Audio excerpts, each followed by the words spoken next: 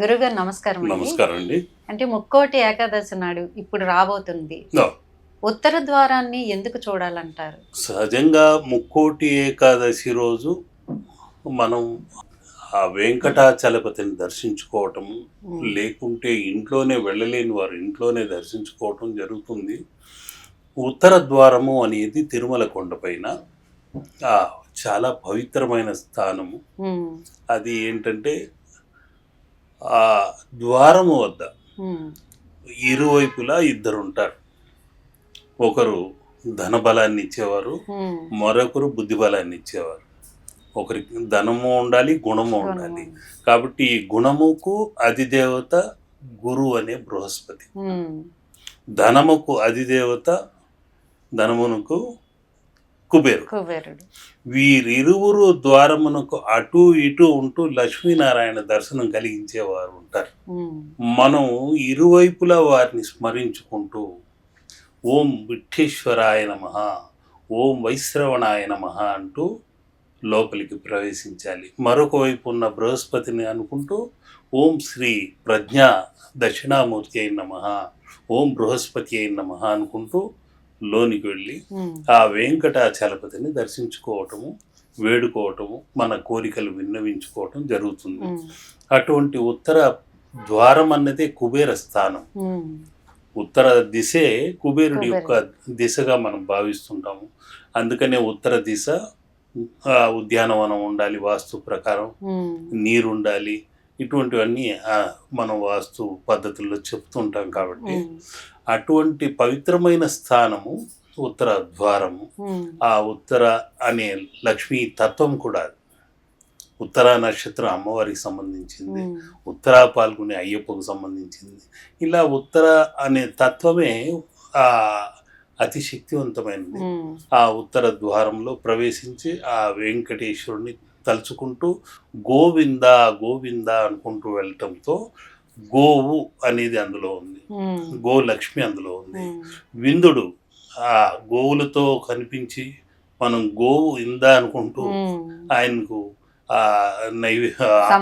సమర్పించినట్టు, మన ఆత్మనే గోవుగా ఆయన వెనక్కి వెళుతున్నట్టుగా, ఆ గోధువులి యొక్క పరిమళం మనం అనుభూతిని చెందినట్టుగా వెళ్ళటం కూడా జరుగుతుంది.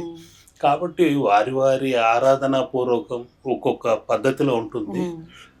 పరిపూర్ణమైన ఏకాగ్రతతో అక్కడికి వెళ్ళాలి. ఏవో కోరికలు ఇస్తున్నాను, నా తల వెంట్రుకలు నీలాలు సమర్పిస్తున్నాను, తల నీలాలు సమర్పిస్తున్నాను కాబట్టి నాకు ఇది ఇవ్వాలని డిమాండ్తో వెళ్ళకూడదు. భగవంతుడికి తెలుసు మన ఆత్మలోనే పరమాత్మ ఉన్నాడు. కాబట్టి ఆ త్రినాడులు ఇడా పింగళ సుషుమ్న అనే త్రినాడులు తిరునామమై ఉంది. అది ఇక్కడ త్రివేణి సంగమముగా తిరునామముగా ఉంటుంది. కాబట్టి మనము ఆ సంగమము ఎక్కడైతే జరుగుతుందో అదే ఉత్తర ద్వారంగా భావించుకుంటూ వెళ్ళాలి. ఇది తిరునామమే మనకు ఆ ఇడా పింగళ సుషుమ్న, క్రియాశక్తి, ఇచ్ఛాశక్తి, జ్ఞానశక్తి అనే మూడు త్రివేణి సంగమం ఇక్కడే ఉంటుంది. అందుకనే ముక్కు దగ్గర ఒక నొక్కు ఉంది, అక్కడ నొక్కుంటూ మొక్కుకోవాలి. అదేంటంటే అసలైన జ్ఞాన నేత్రము మనోనేత్రము అక్కడే ఉంది. అందుకని కృష్ణ పరమాత్ముడు నాసాగ్రే నవమౌక్తికం అన్నారు. ఈ నాస అగ్రమున ఆ ముత్యాన్ని ధరించేవాడు. మౌక్తికం అంటే ముత్యం, మీకు తెలిసే.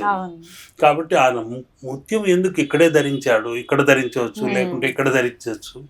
కానీ ఈ ముక్కు చివర ఒక నొక్కులాగా ఉంటుంది. అక్కడ ఇలా మనం కొన్ని శిల్పశాస్త్రాల్లో, ఆగమ శాస్త్రాల్లో చూసామంటే హనుమంతుడు కూడా ఇలా ఉంటాడు, చెయ్యి ఇలా పెట్టుకుని.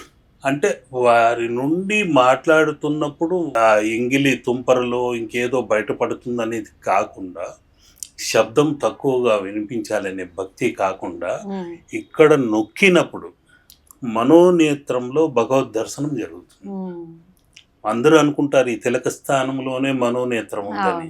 అలా కాదు. ఎక్కడైతే ఈడా పింగళ సుషుమ్న నాడులు ఉన్నాయో ఈ నాడుల నుండి 2 నాసికా రంధ్రముల నుండే ప్రాణవాయువు సంచారం చేస్తూ ఉంటుంది. శివశక్తుల సంచారం అది.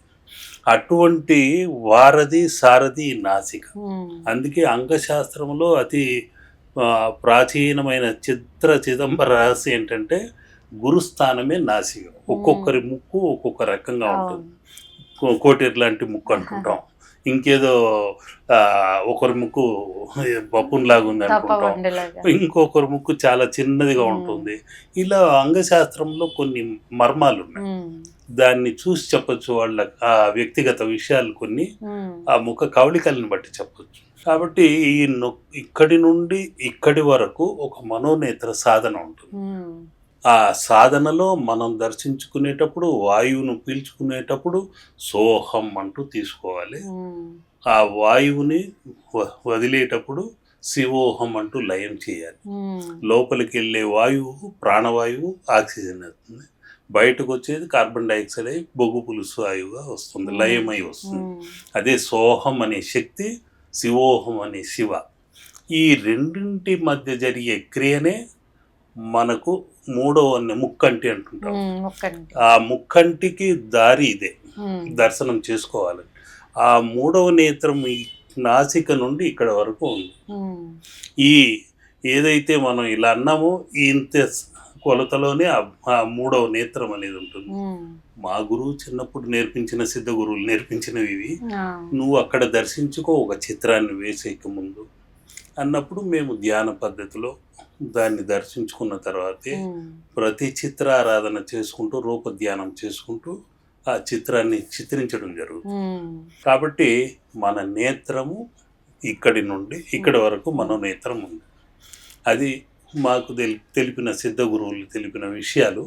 ఇలాంటివన్నీ దాచిపెట్టడం కాదు, లోక కళ్యాణం కోసం అందరికీ తెలియజేయాలని ఈ సమయంలో మీకు మన ఛానల్ ద్వారా అందిస్తున్నాను. శుభం. లోకా సమస్త సుఖినో భవంతు. శుభం. సో చూసారు కదండి, ఇలాంటి మంచి మంచి విషయాలతో మేము ముందుకు వస్తూ ఉంటాం. చూస్తూనే ఉండండి ఆంధ్రప్రభ భక్తి.